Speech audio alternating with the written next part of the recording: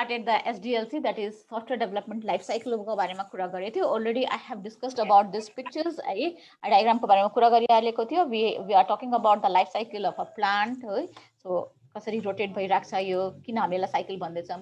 Then we talk about the life cycle of a butterfly. हैन यहाँ पनि cycle कसरी rotate भइरहेको छ, keep on moving कसरी भइरहेको छ. And the same way software को जुन development छ, that also comes under the life cycle. And why we are calling it a life cycle, हैन यो किन cycle हो भनेको त that software or the system which has been developed once, त्यसमा later on कुनै changes हुँदैन भन्ने चाहिँ कहिले पनि हुँदैन. ओके किनकि जसरी जसरी टाइम चेन्ज हुन्छ, टेक्नोलोजी चेन्ज हुन्छ, with that रिक्वायरमेन्ट्सहरु पनि चेन्ज भइरहेको हुन्छ है. रिक्वायरमेन्ट चेन्ज हुनुको सँगसँगमा चाहिँ के गर्नुहुन्छ त you need to develop the system again. So सिस्टममा चाहिँ के चेन्जेस गरेर त्यसको डेभलपमेन्ट पनि गर्न सक्नुहुन्छ. एन्ड सम टाइम हामीलाई चाहिँ सिस्टम नै रिप्लेस गर्नुपर्छ, right. So when you are changing something in that system, so you are moving through a cycle. So साइकलमा आफूले मुभ गरिराख्नुहुन्छ, रोटेसन गरिराख्नुहुन्छ, right. Now if you will refer to different books, you will find out that there are different phases. Okay, like various phases. यसमा चाहिँ मैले चाहिँ 2 4 6 phases you can see here in the diagram. Maybe somewhere you will get 7 phases and somewhere you will be getting 8 phases and somewhere you will be getting 5 phases. So you will get confused कि कुन चाहिँ phase हामीले लेख्नु पर्ने. Now depending on you, है केही कुरा चाहिँ मैले चाहिँ भन्छु जुन चाहिँ compulsory you have to write, and some of the phases जसलाई चाहिँ हजुरले के divide गर्नु सक्नुहुन्छ या combine together गरेर लेख्नु सक्नुहुन्छ. जसरी we are talking about the requirement and analysis, हामीले यहाँ छुट्टा-छुट्टै हामीले हेर्दै छौं, right, diagram मा. And somewhere you will get that requirement collection and analysis together, right. System को रिक्वायरमेन्ट के को छ अनि सिस्टम को लागि जुन एनालिसिस गर्नु हुँदैछ टुगेदर एक सँगै लेखेको पनि पाउनुहुन्छ हैन. Somewhere you will find out that before requirement they are doing the planning गरेपछि बल्ल रिक्वायरमेन्ट्स मा आउनु हुँदैछ. So this factors can be different in different books. Okay, so don't get confuse. Whichever you will find easier to write, you can go through that है. त्यसको accordingly जान्न सक्नुहुन्छ. केही कुराहरु जुन चाहिँ कम्पल्सरी हामीले एडप्ट गर्नुपर्छ, दैट इज रिक्वायरमेन्ट चाहिँ कम्पल्सरी हुनै पर्यो हैन. रिक्वायरमेन्ट को एनालिसिस पनि हुनु पर्यो. Whether you are combining it together or you are writing it separately, individually लेख्नुस् हैन, depends on you. Then feasibility study गर्नु पर्यो. The things which you required they are available or not, right, that you have to check it out. So feasibility study मा हामीले केही portion हामीले त्यही काम गर्छौं. देन डिजाइनिङ को कुरा चाहिँ गर्नु पर्यो. कोडिङ को स्पेलिङ या रङ हुँदैछ स्क्रिनमा, सो कोडिङ गर्नु पर्यो हैन. And coding web testing पनि गर्नै पर्छ, इन्स्टलेसन गर्नु पर्छ, and then we go for the maintenance, right. यही कुराहरु चाहिँ कसैमा चाहिँ कम्बाइन भएर आइरहेको छ, कसैमा चाहिँ इन्डिभिजुअल फेज भएर आएको छ भन्ने हजुरले चेक गर्न सक्नुहुन्छ, कम्पेयर गरेर हेर्न सक्नुहुन्छ. Okay, so software development life cycle is required to develop a software in a given period of time, or maybe you can say in a shortest time, जो एकदम सानो कम टाइममा चाहिँ एकदम थोरै पैसामा जो चाहिँ एकदम मतलब कि रिक्वायर्ड मनी हुन्छ नि त्यसमा चाहिँ डेभलप गर्न सक्ने and the best software you can develop, त्यसको लागि चाहिँ हामीले सफ्टवेयर डेभलपमेन्ट लाइफ साइकल पढ्नु पर्छ हैन. यसले चाहिँ हजुरलाई त्यस्तो खालको सिस्टम या सफ्टवेयर डेभलप गर्नुमा हेल्प गर्छ. So if you are very much clear about all the phases, then obviously you will be able to create a system which is very reasonable, which is very reliable, which is the best भन्ने कुरा बुझ्न सक्नुहुन्छ है यसले चाहिँ. Okay, now the different parts of software development life cycle को हामी पढ्न जाँदैछौं. मैले चाहिँ त्यही भएर चाहिँ यहाँमा चाहिँ अब्लिक गरेर लेख्दै छु. हेर्नुस्, यही कुरा चाहिँ हजुरले सिस्टम स्टडी पढ्दाखेरि पनि that you will be getting, or requirement collection भन्दाखेरि पनि that is what you are getting. Okay, so in different books you will be getting in a different way. Anyway, so the very first thing, because always we are talking about the requirements in all the modules, so that's why I will say the requirement, or you can say it a system study. System study or requirement means what? You are studying the old system. See, in every model I am talking about this. हैन, अहिले सुन्दा सुन्दा चाहिँ हजुरहरुलाई चाहिँ अब memorise नै भइसक्यो होला. Requirement collection भनेको के हो त?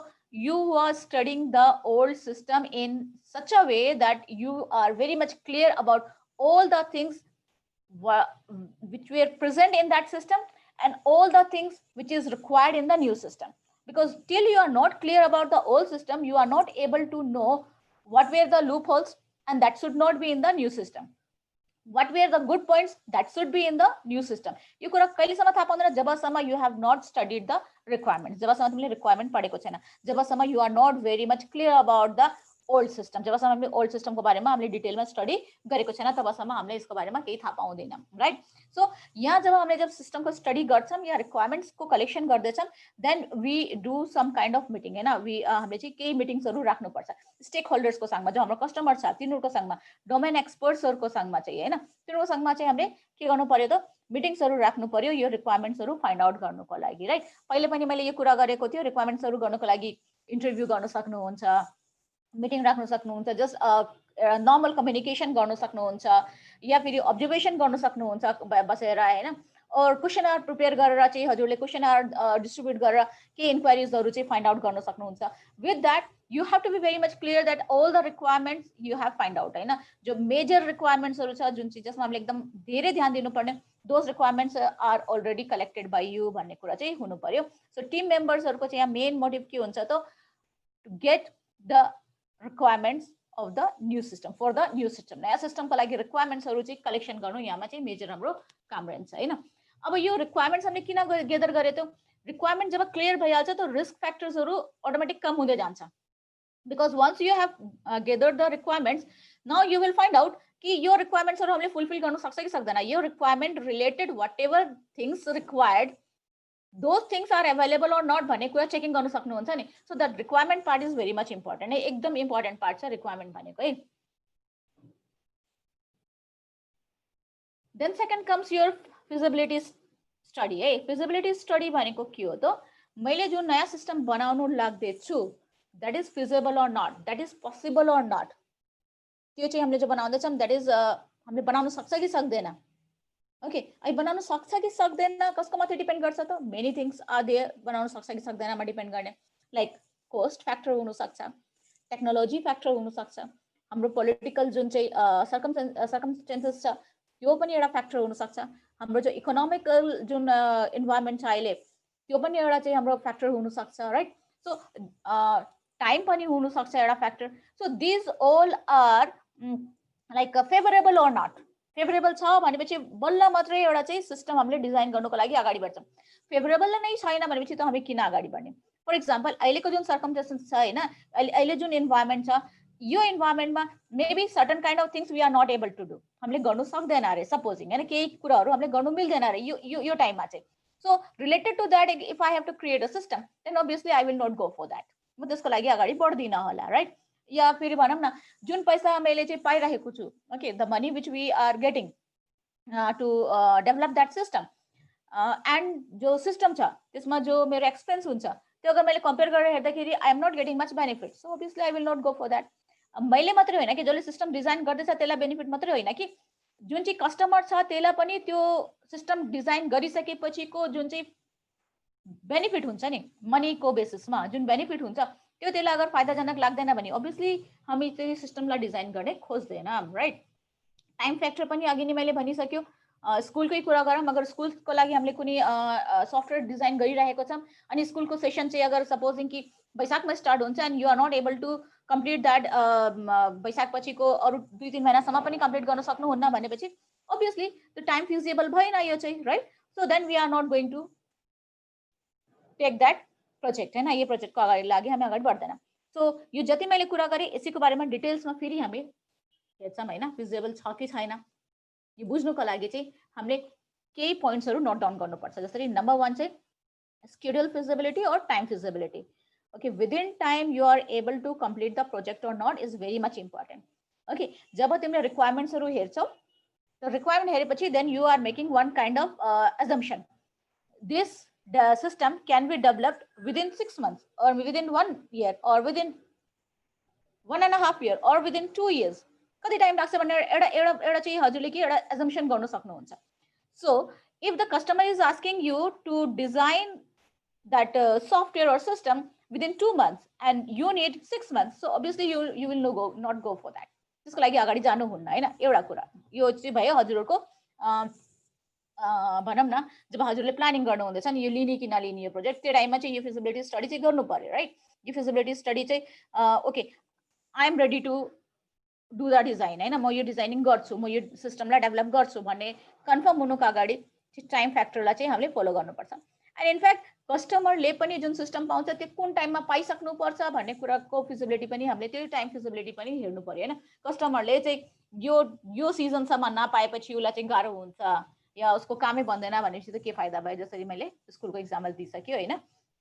So time feasibility is important. If within time हामीले बनाउन सक्छौँ भनेपछि वी विल गो अहेड, अगर हुँदैन भनेपछि देन हामी चाहिँ ब्याक गर्छौँ, right. Then comes your the second one, cost feasibility, जहाँ चाहिँ हामीले पैसाको कुरा गर्छौँ हैन। अर्गनाइजेसनलाई फाइदा हुन्छ कि हुँदैन यो सिस्टम बनाएर, ओके ओभरअल उसलाई चाहिँ बेनिफिट त हुनु पर्यो हैन। अब त्यो बेनिफिट हुँदैन भनेपछि के हाम्रो यो फिजिबल छ? नो, इट्स नट फिजिबल, त हामी नयाँ सिस्टम बनाउँदैन। इफ यू थिङ्क द्याट कि ओके यो बनाएर चाहिँ हामीलाई केही बेनिफिट्स हुन्छ हैन, कस्टमा चाहिँ हामीलाई केही बेनिफिट भइरहेको छ भनेपछि we will go for that, तब हामीले इन्भेस्टमेन्ट गर्छौँ। बिजनेस भनेको इन्भेस्टमेन्ट कहिले गर्नुहुन्छ? जब हजुरलाई चाहिँ मनी वाइज बेनिफिट हुन्छ तब। Then next goes your technical feasibility, important part छ। मैले अघि नै रिक्वायरमेन्ट्सको टाइममा यो कुरा गरिरहेको थियो। टेक्नोलोजी अभाइलेबल छ कि छैन? जुन टेक्नोलोजी खोजिरहेको छ कस्टमरले, जुन technology is required for the system is available in यो प्लेस अर नट? तिम्रो ठाउँमा तिमी जहाँ छौ त्यहाँ यो अभाइलेबल छ कि छैन, जसले यो सिस्टम डेभलप गरिरहेको छ? छैन भने यसको के सब्स्टिट्युट हुन सक्छ कि सक्दैन? त्यो पनि छैन भने यसलाई कहीँबाट मगाउन मिल्छ कि मिल्दैन? यो जम्मै कुराहरू चाहिँ हामीले एकदम राम्रोसित बुझ्नुपर्छ। मोरओभर जब मैले एउटा सिस्टम डेभलप गर्छु त मेबी त्यसमा चाहिँ थर्ड पार्टी सफ्टवेयर पनि कहिले कहिले हामीले त्यसमा इन्क्लुड गर्छौँ। त्यो थर्ड पार्टी सफ्टवेयर अभाइलेबल छ कि छैन भन्ने पनि त्यो टेक्निकल फिजिबिलिटीमा आउँछ।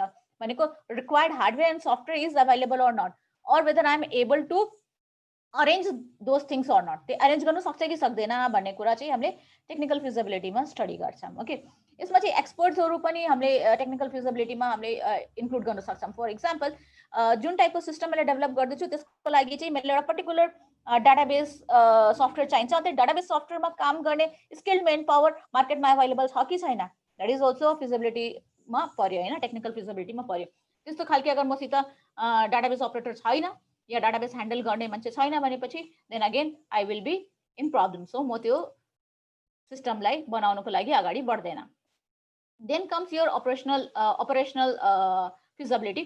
जसरी मैले यो मोडलहरू पढाउँदाखेरि चाहिँ मैले भनिरहेको थियो, कतिपय जुन चाहिँ आइटीसित फ्रेन्डली छैन, आइटी फ्रेन्डली हुनुहुन्न, उहाँहरूलाई चाहिँ गाह्रो हुन्छ हैन आइटीमा काम गर्नको लागि। स्टार्टिङमै उनीहरूलाई चाहिँ के हुन्छ त, okay this is very difficult, this is very complex, they don't want to come for that हैन, they don't want to come forward to work with आइटीको इन्भाइरोमेन्टमा काम गर्न खोज्दैन।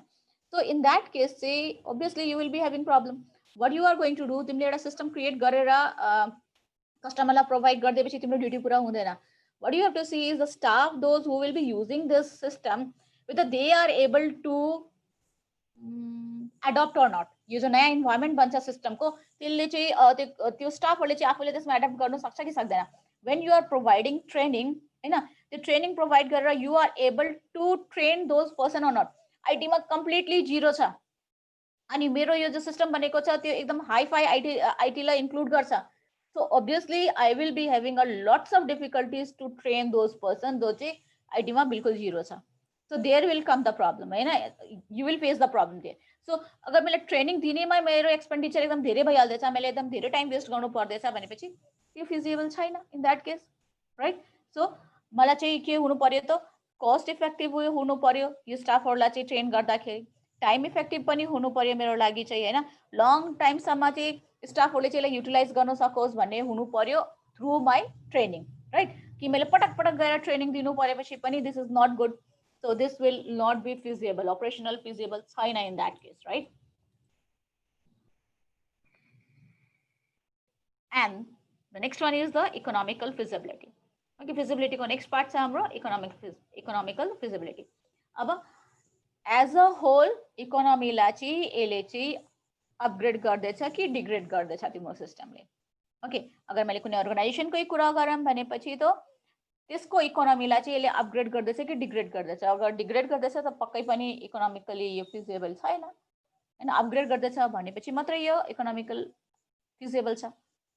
सो कसरी यो फाइन्ड आउट गर्नुहुन्छ त, अघि नै जसरी मैले भने नि बेनिफिट कसरी पाउनु हुँदैछ, अपरेसनल कोस्ट हेर्नुहुन्छ, मेन पावरको कोस्ट हेर्नुहुन्छ, टेक्नोलोजीको कोस्ट हेर्नुहुन्छ एक्सक्युज मी, देन जो एक्स्ट्रा कोस्टहरू त्यसमा इन्भल्भ हुँदैछ त्यो हेर्नुहुन्छ, सम अप गर्नुहुन्छ अनि आफूले फाइन्ड आउट गर्नुहुन्छ कि यो जम्मै गरेर चाहिँ इकोनोमिकली पनि बेनिफिट भइरहेको छ यो सिस्टम डिजाइन गरेपछि अर्गनाइजेसनलाई, then you will go for that. Otherwise अर्गनाइजेसनलाई किन चाहियो त? अगर उसलाई उसको इकोनोमिक चाहिँ माथि जाँदैन भनेपछि होइन, डिग्रेड हुँदैछ भने त उसलाई किन चाहियो र या कन्स्टेन्ट छ भने पनि किन चाहियो होला नयाँ system. So this is all about the feasibility. Important topic छ है यो चाहिँ. Okay, so once you have done with the feasibility, I will check the message.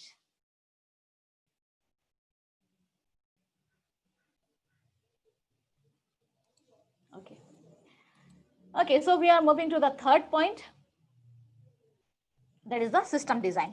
Now, system design, it doesn't mean that you have started the designing in a real way.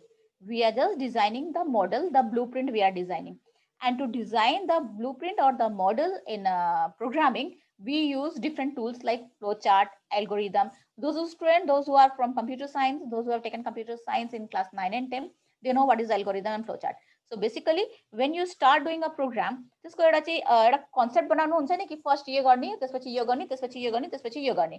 यो भइसकेपछि अगर यो condition आयो अनि यो कन्डिसनको answer यो छ भनेपछि then again I will revise this things. Okay, यो कन्डिसनको एन्सर यो आयो भनेपछि I will move to the next step. So this is just a concept you have created. So that concept is created with the help of different system tools called algorithm and flowchart, and more are there. So this you can use, right? Okay, so you can just read out whatever I said. This is these all are things are there. You can see yeah, diagram ma pani chai flowchart design gariheko cha haina. We started, then we have taken some decision, we are getting certain like we are doing some processing, then we are taking some input or output, okay, and then we are doing some storage, then again we are taking certain condition, we are moving to that termination. So these all things has been done in the flowchart just to show that how your real model will work. A real जुन system छ कसरी काम गर्छ भनेको त्यो एउटा चाहिँ के हो, एउटा चाहिँ मोडल बने, यसको प्रोटोटाइप बने, यसको एक्जाम्पल मात्र, स्याम्पलिङ मात्रै बनेको यो है.